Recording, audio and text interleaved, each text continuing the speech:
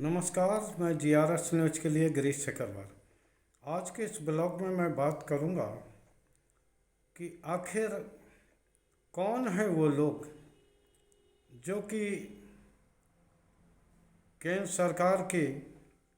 400 पार के नारे को सफल बनाएंगे, और कौन है वो लोग जो कि इस नारे को धूल धूसरित बनाने का प्रयास करेंगे। आप सभी लोग जानते हैं कि इंडिया गठबंधन, जिसे कि प्रधानमंत्री ने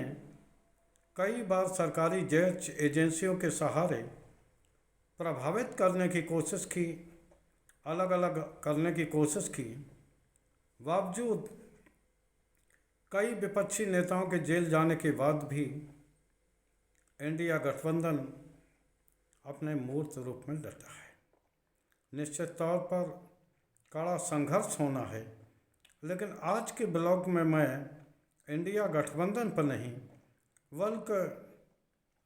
ऐसे एक राजनीतिक किरदार पर बात करूंगा जो न तो इंडिया गठबंधन में है और न इंडिया गठबंधन में है, लेकिन उनके ऊपर ही काफ़ी ये निश्चित करेगा कि क्या एनडीए की तीसरी बार सत्ता में वापसी होगी या इंडिया गठबंधन को उनकी उम्मीदवारी से ताकत मिलेगी। जी हाँ, आप मेरा इशारा समझ गए होंगे। मैं बसपा सुप्रीमो मायावती की बात कर रहा हूँ। मायावती हालांकि किसी भी गठबंधन में नहीं है, न वो एनडीए का हिस्सा हैं और न ही वो इंडिया का हिस्सा हैं, लेकिन जिस तरह के प्रत्याशी उन्होंने उतारे हैं उससे ऐसा महसूस हो रहा है कि वो जितना इंडिया गठबंधन को प्रभावित नहीं करेंगे, उससे ज़्यादा वो एनडीए गठबंधन को प्रभावित करेंगी, क्योंकि उत्तर प्रदेश में मायावती ने 45 सीटों में अभी करीब 15-18 जगह ऐसे कैंडिडेट दिए हैं जो कि महसूस होता है कि वो इंडिया गठबंधन को फ़ायदा पहुंचाने वाले हैं, क्योंकि उन्होंने उस बीजेपी के कोर वोट बैंक से उम्मीदवार दिया है, जिसका कि नुकसान एनडीए गठबंधन को उठाना ही होगा। और अगर उत्तर प्रदेश में जो सीटें कम होती हैं तो फिर आप ये तय मानिए कि मोदी सर का तीसरी बार सत्ता में आना मुश्किल हो जाएगा, क्योंकि अगर यहाँ जो भी सीटें कम होंगी उसकी भरपाई वो आखिर किन राज्यों से करेंगे, क्योंकि दक्षिण में अब भारतीय जनता पार्टी का खास कोई आधार नहीं बचा है। कर्नाटक में भी अब की कड़ी लड़ाई की स्थिति है। नॉर्थ ईस्ट में भी अब की बार कांग्रेस के सशक्त होने और क्षेत्रीय दलों के कारण दक्षिण और नॉर्थ ईस्ट की लड़ाई भी दुरूह बनी हुई है। और जो हिंदी पट्टी के राज्य हैं उन पर पहले ही भारतीय जनता पार्टी अपने शीर्ष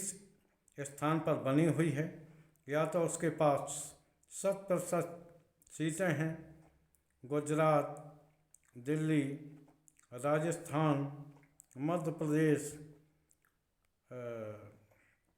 छत्तीसगढ़, झारखंड, दिल्ली, हरियाणा, उत्तराखंड, हिमाचल प्रदेश, ये ऐसे प्रांत हैं जिनमें कि लगभग 100% सीटें भारतीय जनता पार्टी के पास हैं। अगर उत्तर प्रदेश में सीटें कम होती हैं तो निश्चित तौर पर इसकी भरपाई भाजपा आखिर करेगी तो कहाँ से।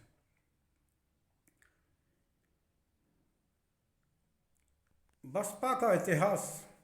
गठबंधन के सहारे ही रहा है। आप सभी लोगों को जानकारी होगी कि भारतीय जनता पार्टी के सहयोग से बसपा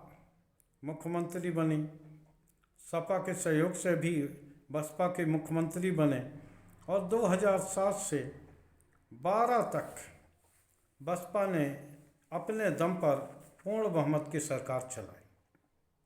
उस समय उनका वोट प्रतिशत 27% तक पहुंच गया था, लेकिन आज लोकसभा में 2019 में उनका मत प्रतिशत 19% है, जबकि हाल ही में हुए 2022 के उत्तर प्रदेश के विधानसभा चुनाव में उनका मत प्रतिशत केवल 12% पर जाकर टिक गया। अगर वो कमज़ोर होती हैं और वो मुश्किल में लड़ती हैं तो न तो आगे चलकर उनका दल का भविष्य है और न ही वो आगामी राजनीति को प्रभावित कर पाएंगी। देखना ये है कि 2024 के चुनाव में आखिर मायावती की क्या स्थिति रहने वाली है। हाल ही में मायावती ने अपने भतीजे आकाश आनंद को दल की कमान सौंपी है, तो निश्चित तौर पर वो चाहेंगी कि आकाश आनंद लंबे समय तक राजनीति करें, तो वो कभी भी ऐसे प्रत्याशी नहीं उतारेंगी जो कि ये कहे जाएं कि भाजपा के बी टीम की तरह वो अपने प्रत्याशी उतारती हैं, जैसे कि विपक्षी दल, यहाँ तक कि अखिलेश यादव जिस प्रकार के आरोप लगाते हैं। निश्चित तौर पर उम्मीदवार जिस तरह बसपा ने दिए हैं, वो कहीं से भी ये महसूस नहीं होता कि वो किसी के प्रभाव में आकर दिए। उन्होंने सामाजिक समीकरणों को ध्यान में रख के अपने उम्मीदवार दिए हैं और ज़रा भी उनका कोर बोर अगर इंटैक्ट रहा और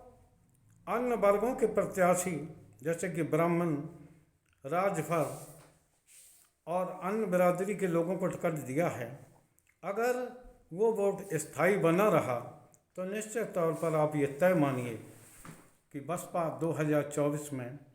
खेल कर सकती है। ये मैं नहीं कह सकता कि आखिर उनकी कितनी सीटें आएंगी, लेकिन आपको ये बता दूं कि 2014 में उनके पास कोई सीट नहीं थी, वोट उनका 19% से कुछ ज़्यादा था।